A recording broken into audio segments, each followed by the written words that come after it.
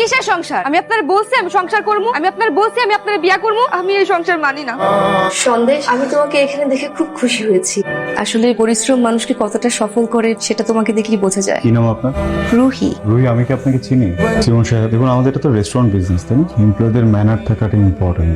আমরা কোনো ম্যানারলেসকে হায়ার করতে পারবো না। সো আপনি প্লিজ নেক্সট ক্যান্ডিডেটকে ডাকুন। রুহি, আপনি এদিকে আসুন, এদিকে আসুন। সরি, আপনার চাকরিটা হচ্ছে না, আপনি বুঝতে পারছেন। স্যার কি বলে? আপনি না একটু আগে বললেন আমার সবকিছু ওকে আছে, আমি তো ভেবে ফেলেছি আমার জবটা হয়ে গেছে। আপনি বলেছেন আপনি বললে জবটা হয়ে যাবে, তাহলে জবটা কেন হচ্ছে না? রুহি, আমি কিন্তু আপনাকে একটু আগে আরেকটা কথা বলেছিলাম যে আমাদের এমডি সাহেব যদি আপনাকে শিওর না করেন সেক্ষেত্রে আমরা আপনাকে শিওর করতে পারবো না, এবং আমাদের স্যার তো আপনাকে শিওর করেনি। স্যার বিশেষ করুন, আমি অনেক প্রবলেমে আছি, আমার জবটা খুব দরকার। আপনি প্লিজ একটু বোঝার চেষ্টা করুন। আপনি একটু বোঝার চেষ্টা করুন যে আপনার চাকরিটা হচ্ছে না, আপনি চলে যান প্লিজ। আমি কি কোনো ভুল করেছি? আমার মনে হচ্ছে আপনি ছোটটা ভুল করেছেন। দেখুন, আমি বিগত 6 মাস যাবত আমার স্যারকে আমি দেখে আসছি। স্যার আজকে যেভাবে কথা বলেছেন, স্যার কখনো এভাবে কথা বলেন। প্লিজ আপনি আসুন প্লিজ। স্যার একটু কিছু করুন স্যার, প্লিজ একটু বোঝার চেষ্টা করুন স্যার, প্লিজ। আমি কিন্তু আপনাকে ভদ্রভাবে বলছি, আমি কিন্তু সিকিউরিটি রাখবো কিন্তু। আরে স্যার আমি সরি স্যার, আমার ভুল হয়ে গেছে। আমি অন্য কারোর সাথে আপনাকে মিলিয়ে ফেলেছি, আমি আপনাকে আসলে চিনতে পারিনি স্যার। আমি এটা কখনো করবো না স্যার, আমি সরি। আমার এই জবটা খুব দরকার স্যার। আমার বাসা ভাড়া, সেমিস্টার ফি সবকিছু বাকি। আমার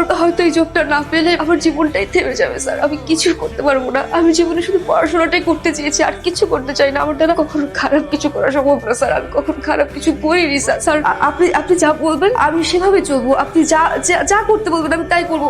আমি কাজটা মন দিয়ে করবো স্যার। স্যার প্লিজ আমাকে জবটা দেন sir, please sir, please sir, please sir, sir sir. Please আপনি আসুন। রোহিত, আপনার চাকরিটা হয়ে গেছে। জি স্যার। আপনার চাকরি হয়ে গেছে, আগামীকাল থেকে আপনার জয়েন।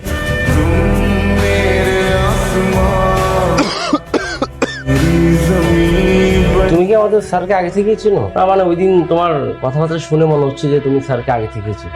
সে তো তোমার কেউ না, সে আমার ছেলে। তোমার যে হাজবেন্ড ছিল সে তো ওই দিনই মরে গেছে। ওকে আমি নিয়ে এসেছি, ও আমার ছেলে। আমি কখনোই চাইবো না আমার ছেলের জীবনে তোমার মতো কোনো মেয়ে আসুক, কখনোই না। আঙ্কেল, আমি অনেক বড় ভুল করেছি। সন্দেশের মতো ছেলেকে আসলে আমি দূরে ঠেলে দিয়েছি, অবহেলা করেছি। আমি কাজটা ঠিক করিনি। আমি আমার সব ভুল বুঝতে পেরেছি আঙ্কেল। আপনি প্লিজ একটু সন্দেশকে বলুন। সন্দেশ, আমি ভুল করেছি। আমি তোমাকে ডিভোর্স দিয়ে শাহেদের কাছে গিয়েছি। আমি ভেবেছিলাম ওইটাই জীবন। শহরের মানুষরা অনেক ভালো, জীবনে চলতে অনেক টাকার দরকার। ভেবেছিলাম শাহেদকে বিয়ে করে সুন্দর একটা সংসার করবো, ঘুরবো ফিরবো, যে সংসারে কোনো অভাব থাকবে না, খুব গোছালো একটা সংসার হবে। কিন্তু সেটা আমার স্বপ্নই ছিল। বাস্তবতা অনেক কঠিন। বাস্তবতা বুঝতে গিয়ে সব ফেক মানুষদের মাঝে আমি আসলে সত্যিকারের ভালোবাসাটা খুঁজে পাইনি। আমার কাছে বারবার তোমার কথাই মনে হচ্ছিল যে সন্দেশে আমাকে সত্যিকারের ভালোবাসতো। আমি জানি আমি এই কথাগুলো বলার কোনো যোগ্যতা রাখি না, আমার কোনো মুখ নেই তোমার সামনে এসে দাঁড়ানোর মতো, কিন্তু আমি নিরুপায়। আমি বুঝতে পেরেছি জীবনে চলার জন্য যোগ্যতা দরকার হয়। আমাকে তোমার কোনো কিছু দিতে হবে না, পড়াশোনার জন্য কোনো খরচও দিতে হবে না। আমি নিজের যোগ্যতা দিয়ে পড়াশোনা করে চাকরি করে টাকা পয়সা উপার্জন করব। সন্দেশ, আমি শুধু চাই তোমার পাশে আমার বউ হিসেবে স্বীকৃতি পেতে। আমাকে কি শেষবারের মতো একটা সুযোগ দেওয়া যায় প্লিজ? মানুষ তার জীবনে সবচেয়ে বেশি ওই জিনিসটার পিছনে যে জিনিসটাকে সে সবচেয়ে বেশি ভালোবাসে। আমি যেমন তোমার কিছু করি, স্ক্যান্ডেল আমার জন্মের পর আমার পরিবারের সবাই মরে গেছে।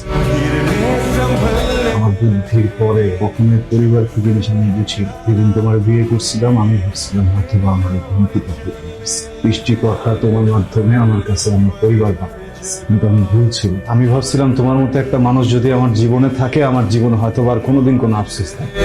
আমি সেইখানে ভুল ছিলাম। আমি আসলে ওই মানুষটাই যারা তুমি সবচেয়ে বেশি ভালোবাসো। শুধু আমি কেন, যে ছেলেটার জন্য আমার ছেড়ে গেছিল না, ওই ছেলেটাও ওই মানুষটা যারা তুমি সবচেয়ে ভালোবাসো। আমি জানি তুমি কি ভালোবাসো। তোমার ভালোবাসার জিনিস